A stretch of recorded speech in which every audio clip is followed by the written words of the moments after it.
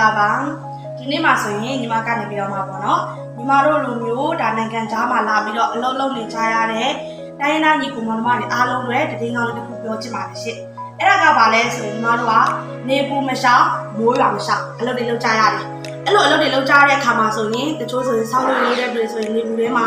ဟုတ်လားအင်ဂျီတွေဘလောက်ပဲလက်ရှည်တွေဝတ်ထားနေရအပူရှိန်ကဆိုရင်အိမ်ထဲမှာနေရတာမှာအရန်ပူပြေးပြီးတော့နေရထိုင်ရအရန်ခက်တာဒါဆိုရင်ညီမတို့အပြင်ကိုသွားတဲ့အခါစက်ရုံထဲမှာအလုပ်လုပ်နေရတဲ့သူတွေနေပူထဲမှာထွက်ပြီးတော့အလုပ်လုပ်နေရတဲ့တိုင်းရင်းသားညီကိုမောင်နှမတွေတွေ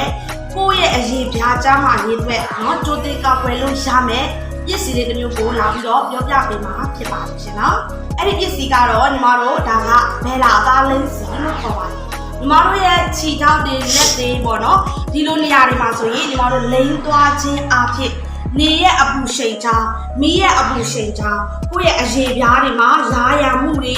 အနာတွေပြီးရင်အသားရဲ့မငြိညာမှုတွေကိုမဖြစ်အောင်ကြိုတင်ကာကွယ်လို့ရတာဖြစ်ပါတယ်ရှင်ညီမတို့ဆိုရင်လည်းအပြင်ကိုသွားတဲ့အခါတိုင်းမဖြစ်မနေလူဓာလေးကိုလိမ့်သွားရပါတယ်အဲ့လိုမှမလိမ့်သွားဘူးဆိုရင်နေပူတွေကပြန်လာတဲ့အခါအသားတွေအရန်ပူပြီးတော့ရားတယ်လက်ရှည်တွေဘလောက်ပဲဝတ်ထားဒီအသားတွေကဆက်လောင်နဲ့ရားရမှုတွေကိုဖြစ်စေတဲ့အခါဒီမှာလက်သေးတွေနဲ့ကုတ်တယ်ကိုယ့်ရဲ့လက်သေးမှာမမြင်နိုင်တဲ့ပတိတရားပိုးတွေပါလာတဲ့အခါဒီလက်တွေမှာသွားပြီးတော့မှကုတ်ရထင်ရတွေကနေအနာတွေဖြစ်တတ်ပြီးတော့ဒီမှာတော့အရေပြားတွေပျက်စီးလာတဲ့အနာတွေဖြစ်လာတဲ့နောက်ဆက်တွဲယောဂတွေအများကြီးဖြစ်လာနိုင်ပါတယ်ရှင်ဒီလိုအရာတွေမဖြစ်ဖို့အလုံးမသွားခင်မှာဒီလိုအသားလိမ့်စီလေးကိုကိုယ့်ရဲ့လက်သေးခြေထောက်တွေမှာလိမ့်သွားခြင်းအပြင်ကိုယ့်ရဲ့အရေးပြားကျန်းမာရေးကိုကြိုတင်ကာကွယ်လို့ရပါတယ်ဒီပစ္စည်းကမိတ်ဆွေတို့တွေအသုံးပြုတဲ့အခါမှာစိုးကျိုးလည်းမရှိတဲ့ပြင်24နာရီလုံးအနက်တက်တွေကပေါ့နော်ဝင်းကြိုင်နေပြီးတော့အရေးပြားထဲမှာစိတ်ဝင်နေပြီးတော့မှကိုယ့်ရဲ့အသားရည်ကိုအဆိုဓာတ်တွေပေးထားနိုင်တာဖြစ်တဲ့အတွက်ကြောင့်